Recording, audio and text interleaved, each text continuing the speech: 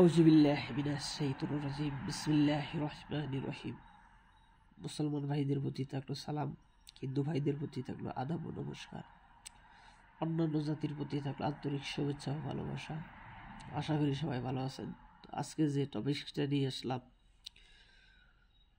এটা হচ্ছে বিচ্ছেদ। আপনি কিভাবে দুইজন ব্যক্তির মাঝে বিচ্ছেদ করবেন সেই বিষয়ে একটা ভিডিও।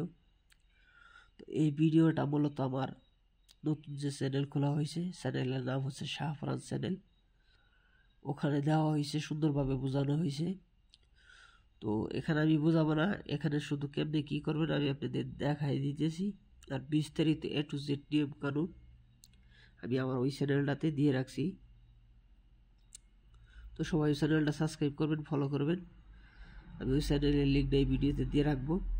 তো এটা হচ্ছে আপনার কিভাবে লিখবেন, আমি লিখে দিছি। আপনি সূরা কাউসার এবং কতবার পাঠ করবেন সেটা লিখে দিছি, শুধু নিয়মটা বলিলেই। নিয়মটা ওই ভিডিওতে বলা আছে। আর এটার জন্য আপনি কবরে গাড়তে হবে অথবা শ্মশানে। তো আপনি কবর অথবা শ্মশানে কীভাবে জাগাবেন তার জন্য আমি মন্ত্রটা লিখে দিছি, পরীক্ষিত মন্ত্র। এবং কীভাবে সিদ্ধি করবেন, কতবার সিদ্ধি করবেন, কাজ করার সময় কতবার পাঠ করবেন, সব কিছু আমি একটু ডিটেলসে বলে দিছি ওই ভিডিওতে। তো আপনারা ওই ভিডিওটা দেখবেন এবং চ্যানেলটা সাবস্ক্রাইব করবেন। আর আমার এখানে ইমো নাম্বার দিয়ে রাখছি। তো যাদের কাজ করার দরকার অথবা কোনো কিছু জানার দরকার তারা অবশ্যই এই বইতে নক দেবেন। আজ কাজ করার জন্য আপনার নিম ডাল লাগবে, আগরবাতি লাগবে, এমনকি নিয়ম কানুন সুন্দরভাবে আমি A to Z আমি বুঝাই দিছি ওই ভিডিওতে। আপনারা ওই চ্যানেলটা দেখবেন, ঘুরে আসবেন, সাবস্ক্রাইব করবেন। নতুন খোলা হয়েছে, এখনও ভিডিও আপলোড করা হয় নাই, হবে ইনশাল্লাহ। তো সবাই ঘুরে আসবেন, সবার দাওয়াত থাকলো নতুন চ্যানেলে। তো সবাই সাবস্ক্রাইব করবেন, ভালো থাকবেন, পাশে থাকবেন।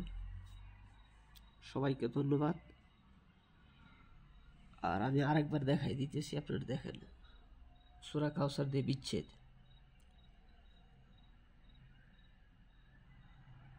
আর শ্মশান অথবা কবর জাগানোর মন্ত্রটাও দেওয়া আছে এখানে। এখানে নিয়ম কানুন বলতেছি না, কারণ একটা ভিডিও তো বারবার আপলোড করা যায় না।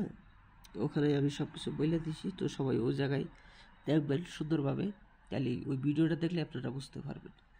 A to Z আমি নিয়ম কানুন সব বুঝাই দিছি, কেমনি কী করবেন, কখন কী করবেন, কোন সময় কী করবেন, সব কিছু আমি বলে দিছি। তো সবাই ভালো থাকবেন, সুস্থ থাকবেন। ধন্যবাদ সবাই।